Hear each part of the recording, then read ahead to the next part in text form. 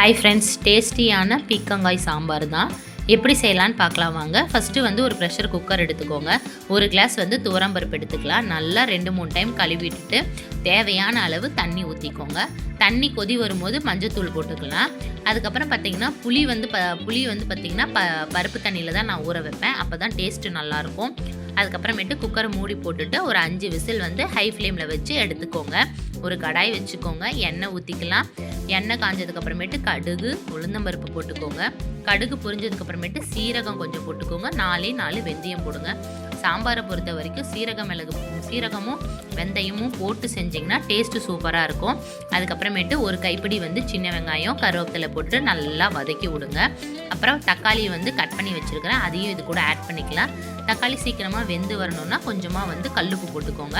போட்டுட்டு நல்லா லோ ஃப்ளேம்லேயே வச்சு வதக்கி விட்டுக்கிறேன்.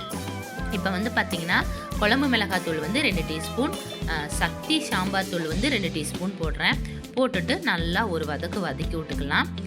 ஒரு பீக்கங்காவை வந்து எடுத்துருக்கிறேன். நல்லா தோல் சீவிட்டு கழுவிட்டு குட்டி குட்டியாக அரிஞ்சு வச்சுருக்கிறேன். அதுவும் இது கூட நம்ம ஆட் பண்ணிக்கலாம். ஆட் பண்ணிவிட்டு நல்லா வதக்கிக்கலாம். வதக்கினதுக்கப்புறம் பார்த்திங்கன்னா நல்லா ஒரு தட்டு போட்டு ஒரு 5 நிமிஷம் வந்து சிம்லேயே வேக வச்சுக்கலாம்.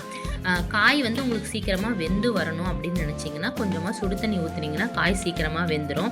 குழம்புக்கு வந்து மேக்ஸிமம் சுடு தண்ணி ஊற்றுங்க. பச்சை தண்ணி ஊற்றுனீங்கன்னா அந்த டேஸ்ட்டு ஃபுல்லாகவே சேஞ்ச் ஆயிரும். அதுக்கப்புறம் பார்த்திங்கன்னா நான் ஒரு சுடு தண்ணி வந்து ஒரு 1/2 டம்ளர் மட்டும் ஊற்றுறேன். ஊற்றிட்டு அகெயின் வந்து நல்லா ஒரு கிளறி விட்டுட்டு மூடி போட்டு மறுபடியும் ஒரு 5 நிமிஷம் வந்து சிம்மில் வேக வச்சுக்கலாம். இப்போ வந்து பார்த்திங்கன்னா காய் நல்லாவே வெந்துருச்சு. பருப்பு வந்து பார்த்திங்கன்னா விசில் இறங்கிருச்சு. ஃபுல்லாக வந்து நான் பருப்பை வந்து மத்தில் கடைஞ்சி எடுத்து வச்சுருக்கிறேன். அதையும் இது கூட ஆட் பண்ணிக்கலாம். ஆட் பண்ணிவிட்டு நல்லா ஒரு கிளறி விடுங்க. உங்களுக்கு வந்து குழம்பு வந்து கொஞ்சம் திக்காக இருக்கிற மாதிரி இருந்தால் இன்னும் கொஞ்சம் தண்ணி கொஞ்சம் ஆட் பண்ணிக்கலாம். எனக்கு வந்து கொஞ்சம் திக்காக இருக்கிற மாதிரி இருக்குது. மறுபடியும் கொஞ்சம் தண்ணி ஊற்றிக்கிறேன். ஊற்றிட்டு ஒரு கிளறி விடுங்க. நல்லா கொதிக்கட்டும். அதுக்கப்புறம் பார்த்திங்கன்னா புளியை வந்து கரைச்சி வச்சுருக்கிறேன். அதையும் இது கூட ஊற்றிட்டு நல்லா கொதி வந்ததுக்கப்புறம் லோ ஃப்ளேமில் வச்சுருங்க. எண்ணெய் ஃபுல்லாக பிரிஞ்சு வந்ததுக்கப்புறமேட்டு கொத்தமல்லி போட்டு இறக்கிடலாம். சுவையான டேஸ்டான பீக்கங்காய் சாம்பார் ரெடி. நீங்களும் வீட்டில் ட்ரை பண்ணி பாருங்கள். எப்படி இருந்ததுன்னு கமெண்ட்ஸில் சொல்லுங்கள். இந்த வீடியோ பிடிச்சிருந்தா லைக் பண்ணுங்கள், ஷேர் பண்ணுங்கள்.